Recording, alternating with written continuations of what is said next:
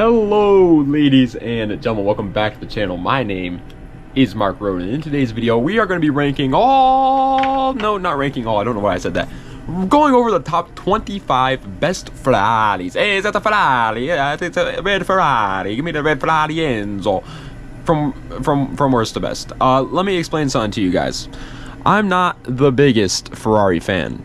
Spoiler alert. Okay, I'm not just the biggest supercar fan in general, but this is a part to a multi-part series that we're trying to go over the top 25 best cars of each car brand. We've done it with things like Honda, Nissan, BMW, Chevy, Volvo, Pontiac. We've done it with a bunch of them. And today we're going to be doing it on Ferraris because gotta get it done eventually, am I right? And it is a supercar brand, so I'm sure a lot of people do like those, but I'm just not the biggest supercar guy. Also, for those wondering, I'm okay. In my recent videos, I have been sick. I've been deathly ill, mate. I've been cold. I had a cold with a bad cough, and I sounded like a little rascal. I still have a little bit of a cough. It's because it's still kind of lingering down there. It's like a homeless person who you gave money to one time. He's just gonna stick around for a little while, but it should go away relatively soon, so I am okay. Without further ado, let's go right into it with number 25. And again, I want to make it clear, I'm not the biggest Ferrari guy, so if I say any misinformation or if I say anything stupid, please let me know in the comments and I will apologize and probably heart your comment. So without further ado, let's get right into it. Number 25. And that honor goes to the Ferrari GTB4 Daytona. Now, I do know this car. I've seen it plenty of times before. It's a very iconic Ferrari in my opinion, but it's iconic for the wrong reason. The reason why I think it's iconic is because it's one of the ugliest looking Ferraris. I hate the looks of the GTB4, but when I was doing research for this video, seeing what other people thought are good Ferraris, a lot of them were saying that this is one of the better Ferraris. So it's here, but again, I don't really necessarily agree. Also, before we go any further, I do want to point out that there's probably going to be like a humming sound in the background. That's the heater. Around this time of year, winter, the heater is almost always on in my videos because it just never turns off. And so I'm sorry. I know it's probably really annoying, but I'm sorry. Coming in at the 24th spot, I'm putting it all the way down here, not because they're not good cars, but because I don't know enough about them, and on top of that, they're just not my style. It's any of the F1 cars made by Ferrari. Ferrari is obviously an F1 contender. They have always been incredibly impactful in Formula 1, and I won't argue that, but I'm just not a big F1 guy. And on top of that, even if I was a big F1 guy, I don't like to put the race cars on the list really high because I feel like it's kind of cheating, because obviously the race cars are going to be the best, and so that's why the F1 cars are down here. They're obviously good, but just 23rd is going to a car that's much more important than people realize. I feel like the California. The Ferrari California is it's like a Grand Tourer Ferrari, right? It's not like a supercar version of a Ferrari. It's a front engine regular old sports car, you know. It's not anything super crazy, but I feel like they need cars like that for Ferrari in order for them to be able to fund their more expensive project. And so someone like for California, it has its place for sure. It's obviously not the coolest Ferrari out there, but it's a helpful Ferrari. It's probably one of the best selling Ferraris of all time, and that's really good, obviously. 22nd is a very divisive Ferrari. I have seen people on the old interwebs always chit-chatting about whether or not it's a good car. The 575 Maranello. I think the 575 is a really cool car. I like everything about it. I do think the looks are a little bit, they're not bad. I'm not saying like they look bad, but there's some room to be desired, is all I gotta say, right? Like it just doesn't scream Ferrari. It just kind of like looks like another old sports car, but it's still really, really cool. And another front engine Ferrari, by the way, which is obviously awesome. Breaking its way. Just kidding. It's actually not breaking its way. It's right before the top 20. 21st is the 488 GTB. The 488 GTB is obviously a great car. Don't get me wrong. It's a mid-engine Ferrari. It's super gorgeous, super great. My problem with the 488 GTB though is it just, to me, doesn't really serve a purpose because it's just in the middle of two other good cars. Like, why not just get a 458 Italia? Or if you're gonna say, well, it's not good enough, well, then why not just get a 488 Pista? Like, I don't get why the 488 GTB exists, to be honest. I know it's great, and it's a gorgeous car, but I don't get the point of it. All right, this time we actually are breaking our way into the top 20 because number 20 is a 308 GTB. GTB, again, listen, do I know what GTB stands for? Nope, not at all. Great Tyrannosaurus boobies?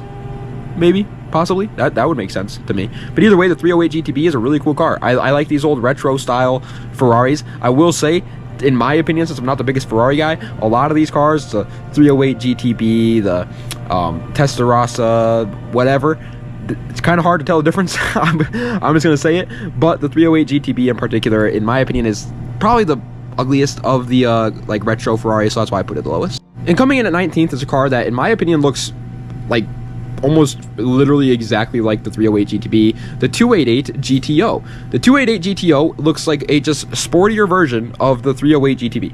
Now, maybe that is exactly what it is. I don't know. I'm sorry, I don't know Ferraris that well. But I think this car just looks cooler in every single way. Is it performance-wise better? Probably not, because the number's lower. 288 doesn't sound as good as 308, so 308 is probably the better car. But I'm putting it one spot higher because I think it looks better. Sue me. Sue me. What are you going to do? Sue me?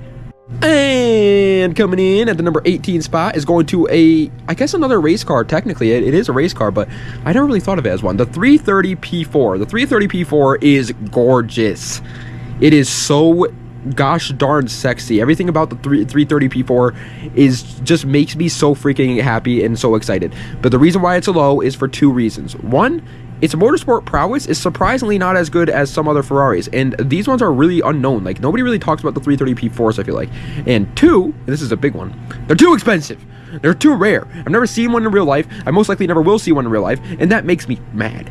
17th place, however, is a car that I just recently did see in real life, like literally a month ago. The SF90 Stradale. SF90 Stradale is making its rounds right now. Everybody's talking about the SF90. Everybody loves the SF90. I love it. I went and saw, like I said, I saw one in person. The fact that they're hybrids, though, I don't know if I'm the biggest fan of that, but it's not, as long as it's not fully electric, I'm fine with it. The looks are absolutely gorgeous, as every Ferrari pretty much is nowadays.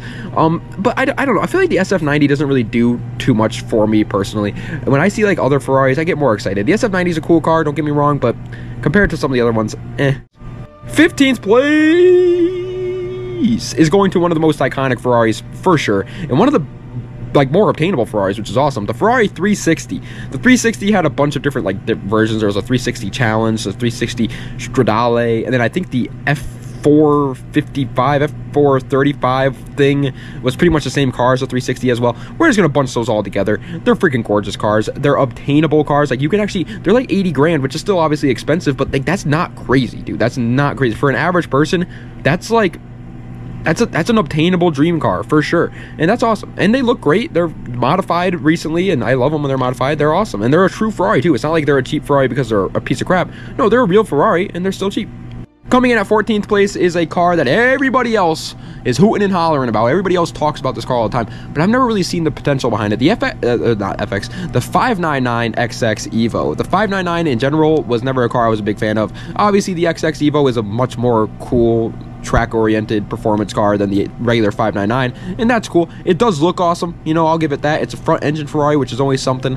But isn't this one of the Ferraris where you can only drive it at their dealers, like at their track? Like, you're not allowed to actually own it? That's a crime, and it's not even cool enough to be like there for me.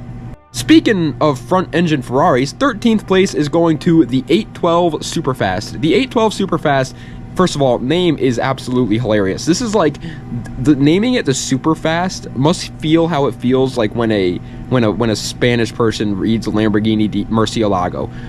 Like to us that's awesome, but to a Spanish person there's like, what, bat? A Lamborghini bat? That's not that cool, man. That must feel how they feel, because Superfast is just like hilariously weird. But either way, the 812 Superfast has gotten a lot of praise. One of the most popular Ferraris by far. And I do love this car, but compared to another front-engine car, which we have yet to talk about, made by Ferrari, I think it falls flat. Coming in at 12th place is going to another one of their retro Ferraris, the Testarossa. The Testarossa blew up. This is what Ferrari map for the regular person, at least. Obviously, everybody knew Ferrari in the 60s and stuff as a very reputable race car brand, but back then they still didn't really have, you know, road-driven Ferraris. I mean, they probably had a couple of them, but it wasn't very common. I mean, it's obviously still not common now. It's what makes Ferraris great, but you get what I'm saying. It wasn't a household name because they just weren't obtainable at all. The Testarossa made that happen, and so that's obviously really cool. It's a great looking one of the retro ones, but I do still think there's one of the retro Ferraris that I do like better. Barely missing out on the top 10, and it pains me not to put it in the top 10 because I love this car, is going to the F50. From here on out, pretty much every one of these Ferraris I would straight up kill a man to own it. I'm not even gonna censor myself there.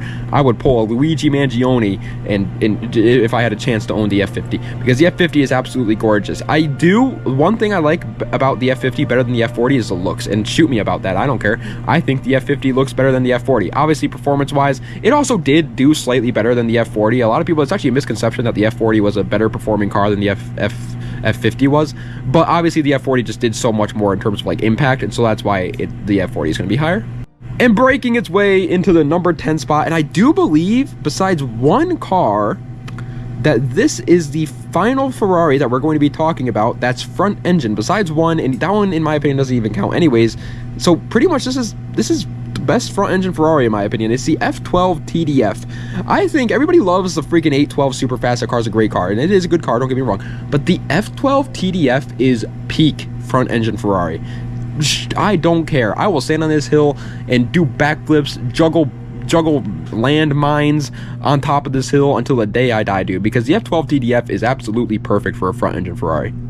And coming in at 9th place is, in my opinion, one of Ferrari's best works in terms of looks, and people hate me when I say that. People say this is one of the ugliest Ferraris. I'm not even joking. I have seen people say that the Ferrari Enzo, which is what this one is a bad looking car. That's insane to me. I think the Ferrari Enzo is absolutely gorgeous. It looks like no other Ferrari ever built, and that's amazing. It looks like a predecessor, predecessor I think is the right word to use there, to the LaFerrari. Everything about the Enzo is awesome. It's so cool. It's such a good design. And then those same people will go around and be like, the FXX is such a good looking car. It's the same platform. Coming in at 8th place is what, in my opinion, the SF90 was trying to be with the F8 Tributo. I think the F8 Tributo just serves the SF90's purpose better than it in every single way.